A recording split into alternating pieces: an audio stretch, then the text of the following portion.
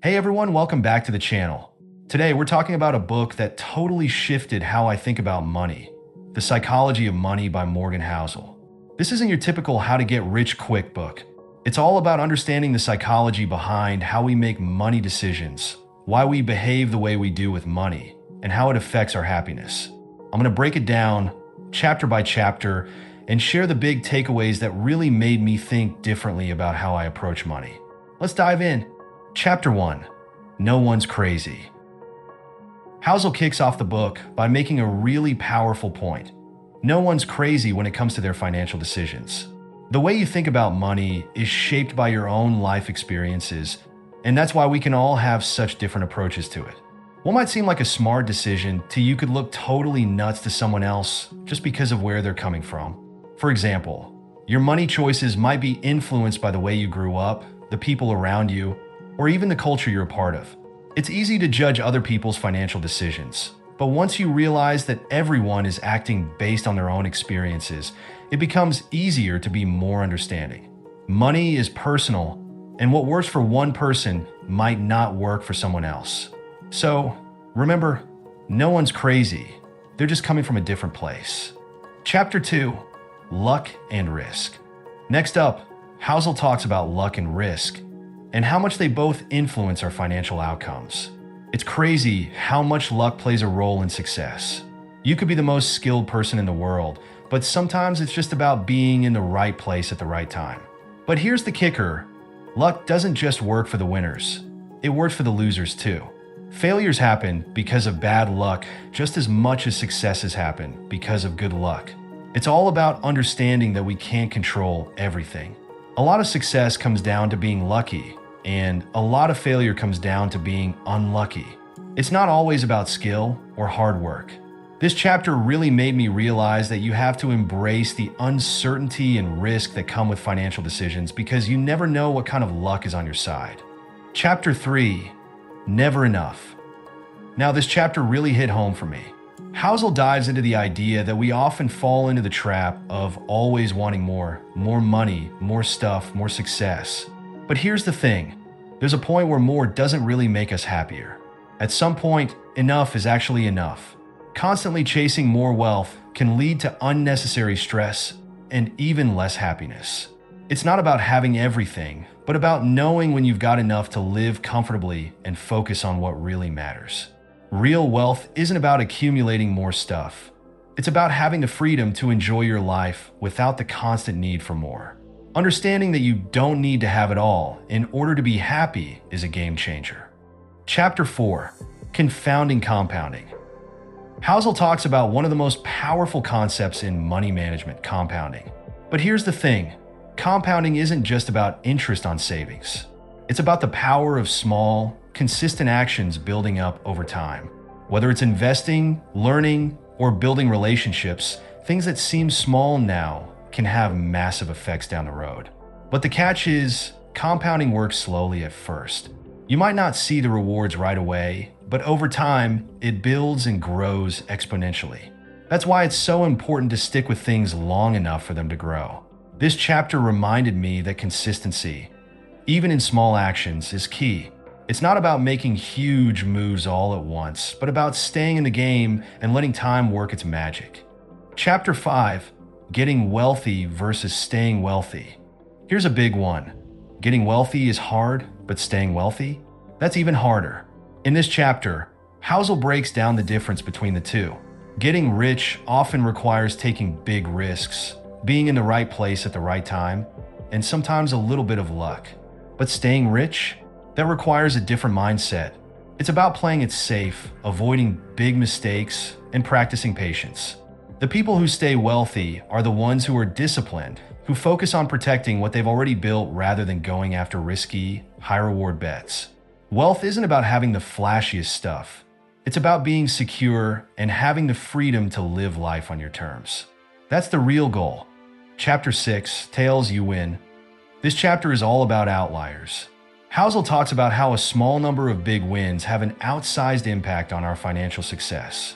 In other words, most of the time, it's a few big events like a successful investment, a career breakthrough, or a lucky break that really change everything.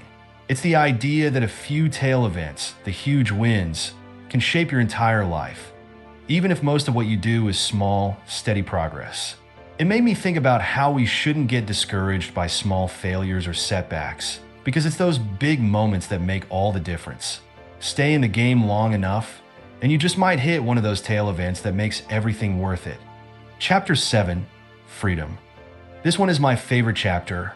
Housel argues that the ultimate form of wealth is freedom. Freedom to do what you want, when you want, without worrying about money. When you're financially free, you're not tied to a job or to the pressure of constantly making more money.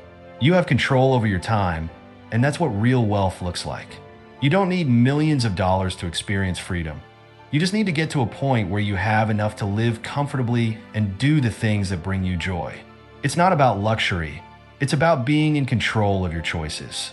This chapter really made me reflect on how much value there is in time and how little we focus on it when we're chasing after more money. Chapter 8, Man in the Car Paradox. Housel talks about how we often buy things to impress others, but the truth is, no one cares as much as we think they do. You know, that shiny new car or those fancy clothes. Sure, they might turn some heads, but most people are too busy thinking about their own stuff to even notice. This was a real eye-opener for me. We often think we need to show off our wealth to feel important, but in reality, the things that matter most are invisible. It's not about flaunting wealth. It's about feeling secure, content, and comfortable in your own life. Real luxury is about having the freedom to live authentically, not impressing others with what you own. Chapter 9. Wealth is what you don't see. In this chapter, Housel talks about how real wealth is often invisible. The richest people aren't the ones flaunting their wealth. They're the ones living below their means, investing wisely, and keeping their money working for them quietly. Wealth is about what you don't see. It's not about showing off. It's about building a secure financial foundation and having the peace of mind that comes with it. This chapter made me realize how much of what we see on the surface doesn't actually represent real wealth. The wealthiest people are often the ones who are living low-key, focused on long-term goals rather than short-term flaunting. Chapter 10, Save Money. In this chapter, Housel makes the point that saving money is a far more important habit than we give it credit for. It's not about how much money you make, but about how much you keep. You don't need to be a genius investor to build wealth. You just need to have the discipline to save consistently. Saving money gives you options. It's not just about stashing cash away for a rainy day. It's about creating freedom and security. The beauty of saving is that you don't have to rely on external factors like the stock market or real estate prices. It's within your control. The chapter emphasizes that wealth isn't built by high returns alone. It's built by consistently spending less than you make. Simple, but powerful. Chapter 11, Reasonable Rational. This chapter blew my mind because Housel makes the case that being reasonable with your money is more important than being purely rational. If you try to be purely rational, you might make decisions that are technically the best financial choice, but that completely ignore your personal comfort and happiness. What's reasonable, meaning something you can stick with long term, is often a better choice than being overly rational or trying to maximize every dollar. For example, you might pass on a risky investment that could pay off big, simply because you don't feel comfortable with it. And that's okay. It's not about maximizing every opportunity. It's about making decisions you can live with and that fit your personal values. You can still be smart with your money while being realistic about your preferences and lifestyle. Chapter 12, Surprise. Housel brings up the idea that surprise is inevitable when it comes to money. You can plan all you want, but life will throw curveballs. Markets will crash, people will lose jobs, and things will go wrong. The key is not to avoid surprises, because you can't, but to expect them and prepare for them. This chapter is a reminder that it's unrealistic to expect everything to go according to plan. And that's okay. The best thing you can do is build financial flexibility and resilience so that when those surprises hit, you're able to weather the storm without getting knocked off track. It's all about being adaptable and accepting that uncertainty is part of the game. Chapter 13, Room for Error. This one was a big realization for me. Housel argues that the key to successful financial planning is leaving room for error. Whether it's in investing or budgeting, things don't always go according to plan, and life tends to be more unpredictable than we expect. So, always build in a buffer, a cushion for the unexpected. If you invest with the assumption that things will always go well, you'll get burned when they inevitably don't. But if you make decisions with a little room for error, you can absorb those inevitable bumps in the road without too much stress. It's the idea of having a margin of safety that allows you to make mistakes, adapt, and still come out ahead. This chapter taught me that a little bit of caution isn't a bad thing, it's a necessity. Chapter 14, You'll Change. In this chapter, Morgan Housel dives into how your relationship with money will evolve over the course of your life. He emphasizes that your priorities and goals are going to shift. When you're younger, you might be focused on achieving high earnings, taking risks, or living a more spontaneous lifestyle. But as you get older, your values change, and with that comes a change in how you approach money. For example, in your 30s or 40s, you may find yourself valuing stability, time, freedom, and security more than chasing high returns. The big lesson here is to understand that the person you are today is not the same as the person you'll be in the future. So, be flexible in your financial plans and prepare for that evolution. Your relationship with money will change as you grow, and that's completely normal. Chapter 15, Nothing's Free. This chapter is all about understanding that everything has a cost, even if it doesn't seem like it up front. Whether it's taking on risk for higher rewards, sacrificing your time for a larger paycheck, or even the emotional cost of worrying about money, Housel emphasizes that there's always a price to pay. The key takeaway is that no investment or financial decision is without its trade-offs, and recognizing what you're giving up, whether it's sleep, time, or mental energy, can help you make more balanced choices. He points out that the best decisions aren't necessarily the ones that promise the highest rewards. They're the ones you can live with, even when things go wrong. Chapter 16, You and Me. This chapter talks about how everyone's financial decisions are influenced by their personal experiences, values, and goals. We tend to think that what works for someone else will work for us, but that's often not the case. Housel reminds us that just because someone has a successful investing strategy doesn't mean it's the right fit for your life. What's important is to understand your values, goals, and comfort levels when it comes to money. If you're constantly comparing your financial journey to others, you're more likely to make decisions that aren't in line with your own path. So, stop comparing and start focusing on your unique goals. Everyone's financial journey is different. Embrace your own. Chapter 17, The Seduction of Pessimism. In this chapter, Housel highlights the powerful allure of pessimism, especially when it comes to our money. Negative news, like market crashes or economic downturns, often feels more urgent, which is why pessimistic stories get so much attention. But here's the problem. When we're constantly bombarded with negative news, we can start to view everything through a lens of fear. While it's important to acknowledge risks, obsessing over the worst-case scenarios can cloud our judgment and lead to missed opportunities. Housel argues that we need to actively guard against the seduction of pessimism and focus on the bigger picture. Optimism about long-term progress often serves us better than dwelling on short-term fears. Chapter 18, When You'll Believe Anything.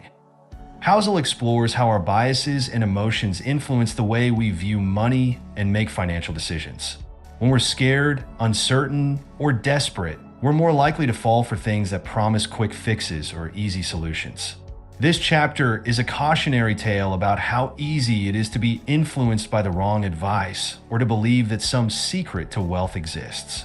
We're all susceptible to this kind of thinking, especially when we feel pressure to act quickly or want immediate results. The lesson here is that when you're feeling emotional or uncertain, that's the time to step back and think critically before making any big decisions. Avoid getting caught up in financial shortcuts or gimmicks that promise fast wealth without considering the risks. Chapter 19, All Together Now. This chapter ties everything together by emphasizing that personal finance isn't just about individual strategies or decisions. It's about the way all of these pieces come together over time. Housel argues that success in money comes from mastering the small, everyday habits and decisions. It's not always the grand gestures or bold moves that lead to wealth, but rather the ability to stay consistent, patient, and disciplined over the long haul. The real magic happens when all the principles of managing money, patience, long-term thinking, avoiding mistakes, and building on small wins come together. Housel encourages readers to focus on the things that truly matter, like living below your means, investing wisely, and maintaining a long-term perspective. Chapter 20, Confessions. In this final chapter, Housel gets personal, reflecting on his own relationship with money. He acknowledges that there's no perfect way to handle finances and that we all make mistakes. The key takeaway here is that financial success doesn't come from being flawless in every decision. It comes from being honest with yourself, learning from your mistakes, and continually adjusting your strategy. Housel also talks about the value of humility in finance, realizing that even if you've had success, there's always more to learn, and no one has it all figured out. The book wraps up with a reminder that managing money is a lifelong journey, and that the most important part of that journey is staying humble and constantly growing. So, there you have it. The psychology of money isn't just about numbers and investing. It's about understanding the deeper reasons why we do what we do with money. It's about thinking long-term, understanding the role of luck and risk, and realizing that real wealth isn't about what you own, but about the freedom and security you have in your life. If you found this video helpful, make sure to hit that like button, share it with a friend, and subscribe for more. I've included an affiliate Amazon link in the description. When you buy through that link, you're helping to support the channel and getting your hands on an amazing book. Let's learn something new every day, help improve ourselves, say something uplifting to someone, hustle every day, be grateful at all times, and as always, God bless. I'll catch you in the next video, and thanks for watching.